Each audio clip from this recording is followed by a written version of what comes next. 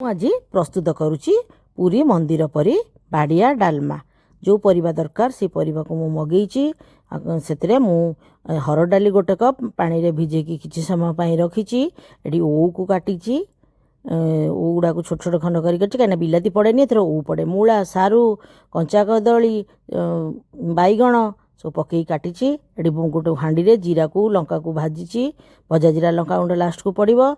Eighty से हांडी रे 5 कप पानी देइची। एटी जीरा और लंका को ताको कुटी देइची दरदर कुटा। मुझे गरम पानी हो गला पर से लुण हलदी आ तेजपत्र पकईची। सारू मूला जोड़ा टाण परिबा से परिबा को मु पकईकी ताको छाड़ी देइची। एटी ताको डाली पकई देइची सेतिरे ओ को भी पकई देइची।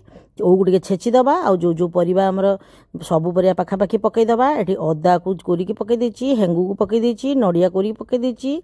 लास्ट को आमे गुड़ पकई दबा। तापर आमे टिके जीरा देकी घी को तापर देकी आमे बघारिबा कहीं टिके आमे बैलेंस करिया पई टिके गुड़ अल्प दबा देखि आमर तापर लास्ट को जीरा लंका गुंड दे देकी आमे ढांकी 5 मिनिट रखी दबा।